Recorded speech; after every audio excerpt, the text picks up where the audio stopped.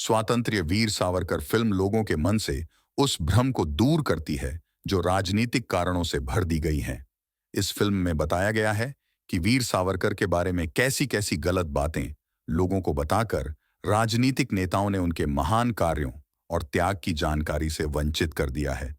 दिल्ली में वीर सावरकर के रंगमंच कार्यक्रम के दौरान मराठी कल्चर, मराठी सिनेमा और मराठी रंगमंच से जुड़े वैभव डांगे ने इलेक्शन मंत्रा को बताया कि देश के स्वतंत्रता आंदोलन में हजारों लोग ऐसे रहे हैं जिन्होंने अपनी त्याग और तपस्या से इस जमीन को बचाया है। इसमें कई ऐसे नायक, महापुरुष और महान व्यक्तित्व रहे हैं जिन्होंने इस स्वतंत्रता आंदोलन को नई दिशा दी।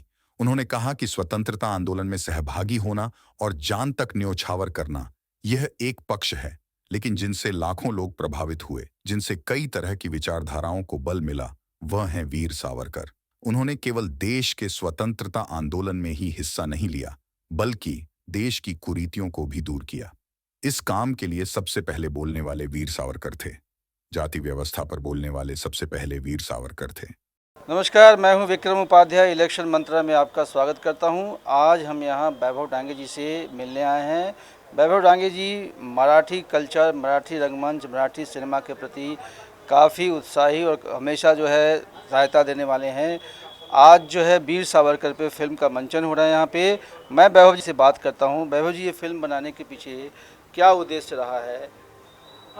देखिए, हमारे देश में स्वतंत्रता इतिहास में बहुत से ऐसी विभूतियाँ रही है जिन्होंने स्वतंत्रता के लिए अपनी जान तक न्यौछावर कर दी। और हमारे देश में ऐसे हज़ारों लोग रहे हैं जिनका शायद कहीं उल्लेख भी नहीं है। लेकिन कुछ लोग ऐसे रहे, कुछ महानायक ऐसे रहे, कुछ व्यक्तित्व ऐसे रहे हैं जिन्होंने इस स्वतंत्रता आंदोलन को एक तरह से दिशा दी। स्वतंत्रता आंदोलन में स्वयं सहभागी होना और अपनी जान तक निछावर करना, ये एक पक्ष है, लेकिन जिनको देखकर लाखों हजारों लोग प्रेरित हुए और इस स्वतंत्रता आंदोलन में सहभागी हुए, जो कई प्रकार की विचारधाराओं के माध्यम से स्वतंत्रता आंदोलन को बल मिला, पूरा देश एक दिशा में दौड़ने लगा।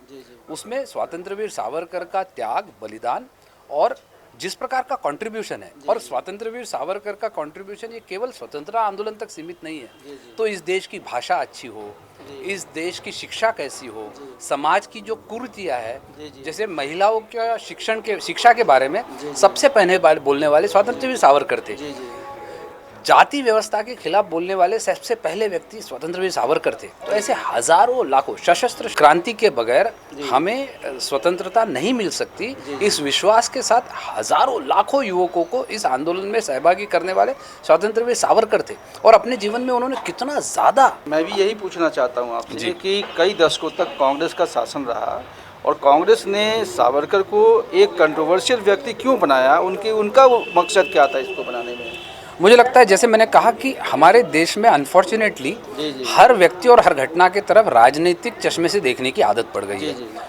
आज हमारे देश में स्वतंत्रता आंदोलन में जो ये स्वतंत्र सावरकर को जानना चाहते हैं, वो आकर एक बार ये मूवी देखें, और उससे पता चलेगा कि कितना त्याग, कितना बलिदान, कितनी तपस्या जिस उम्र में आदमी पढ़ लिख कर अपना जीवन को, व्यक्तित्व बना सकता है, वो अपना जीवन पूरी तरह त्याग देता है। आप अंडमान जाइए और जिस काली कोठरी में स्वतंत्रवीर सावरकर ने अपने जीवन की प्रचंड यातनाओं को अनुभव किया है, वो यातना देखकर, उसके बारे में सोचकर रोंगटे खड़े होते हैं। अच्छा, और ऐसे लोगों के बारे में केवल राजनीतिक दृष्टिकोण से बोलना, मुझे लगता है ये बहुत बड़ा पाप है। अच्छा, सावरकर को लेकर कई पुस्तकें आई और जितनी बार भी पुस्तकें आई, कांग्रेस ने ये कोशिश की कि उसको कंट्रोवर्सी बनाया जाए। खास करके 2-3 मामले हैं जिनमें बोलते हैं उन्होंने माफ़ी मांगी अंग्रेजों से, उन्होंने पेंशन लिया। क्या इस फिल्म में उन पहलुओं को हमने देखा है, उजागर किया, या सच्चाई लोगों को बताई है? इसमें इन सारे पहलुओं की फैक्ट जिसको कहते हैं, तथ्यों के आधार पर लेखक, दिग्दर्शक और कलाकारों ने बहुत उसका न्याय करने का प्रयास किया है। सावरकर एक सागर की तरह है और उनको 3 घंटे की किसी मूवी में या एक किताब में समाना बहुत मुश्किल है। लेकिन किसी भी मूवी, किसी खास करके किसी की बायोपिक अगर बनाते हैं, तो दिग्दर्शन जो डायरेक्टर है और लेखक है, उसकी जिम्मेदारी होती है कि वो फैक्ट्स को चेक करे और उसके आधार पर मूवी बनाए। तो मुझे लगता है मैं हुडा जी का बहुत बहुत अभिनंदन करना चाहूँगा कि उन्होंने इसके साथ न्याय करने का प्रयास किया है। वैभव जी, ये सावरकर की जो फिल्म है, जो नई पीढ़ी के लिए, खास करके इलेक्शन के दिनों में लोग कहते हैं कि भाई चुनाव के दृष्टिकोण से बनाया गया है, नई पीढ़ी के लिए इसमें क्या ऐसा है जो उसको देखना चाहिए और सीखना चाहिए? देखिए हमारे देश में जैसे मेरे बेटे को मैंने ये मूवी देखने के लिए बुलाया क्योंकि स्वतंत्रवीर सावरकर के बारे में उसने जो मीडिया में पढ़ा या इस प्रकार के जो पॉलिटिशियंस ने स्टेटमेंट्स दिए उसके आधार पर उन्होंने सावरकर के बारे में अपना ओपिनियन नहीं बनाना चाहिए। और इस देश में हज़ारों लाखों ऐसे लोग हैं जो अनफॉर्चुनेटली मीडिया को देखकर अपना ओपिनियन बनाते हैं। तो इस प्रकार के फैक्ट्स लोगों के सामने आने चाहिए और लोगों ने अपना जजमेंट करना चाहिए। उनकी जीवनी को देखकर लोगों ने जजमेंट करना चाहिए, क्या उनका कंट्रीब्यूशन स्वतंत्रता आंदोलन में है, क्या किस प्रकार का व्यक्तित्व वो थे। आज जो जिसको महापौर कहते हैं, जिसको मेयर कहते हैं, वो महापौर ये शब्द स्वतंत्रवीर सावरकर ने दिया है। इस देश में मराठी, हिंदी और अपनी भारतीय भाषाओं में सैकड़ों शब्द उन्होंने दिए हैं। तो इतना बड़ा कंट्रीब्यूशन उस आदमी का है और उसको राजनीतिक चश्मे से मुझे लगता है नहीं देखना चाहिए। ये फिल्म को लेकर जो है अभी तक जो क्रिटिक्स ने जो भी कुछ लिखा है उसमें इसको ये माना जाए कि एक ऐसी फिल्म है जैसे शिक्षा ले सकते हैं, ये लोगों तक पहुँचे, आम जीवन तक पहुँचे। इसके लिए आप लोग, आपके संगठन क्या क्या कर रहे हैं इसमें? जैसे मैंने कहा कि लगभग मुझे जी स्टूडियो वालों ने बताया कि 1000 से ज़्यादा थिएटर में ये मूवी इस समय चल रही है और अब लगभग तीसरा सप्ताह शुरू होने वाला है। हमने एक प्रयास किया दिल्ली मराठी प्रतिष्ठान के माध्यम से, दिल्ली में रहने वाले लोगों के लिए हमने एक स्पेशल शो किया और यहाँ आने हुए लोगों से हम आह्वान कर रहे हैं कि आप इस स्पेशल शो को देखकर अपने अपने जो पीयर ग्रुप्स है, चाहे वो अपने एम्प्लॉयज़ हो, चाहे अपने कुलीग्स हो, चाहे अपनी सोसाइटी हो, चाहे अपने कल्चरल ऑर्गेनाइजेशंस हो, उनकी इकट्ठा करके 50 लोग, 100 लोग, 200 लोग, 500 लोग ये मूवी देखने ज़रूर जाए, ऐसा आह्वान हम सबसे कर रहे हैं। तो ये थे वैभव डांगे जी। इसके पहले उन्होंने शिवाजी पे भी काफ़ी शो वगैरह करवाए थे, यहाँ दिल्ली में भी इसका मंचन करवाया था।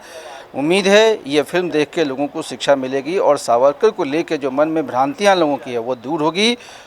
ये इलेक्शन मंत्रा के लिए एक एपिसोड और आपके साथ जारी रहेगा आगे भी। नमस्कार।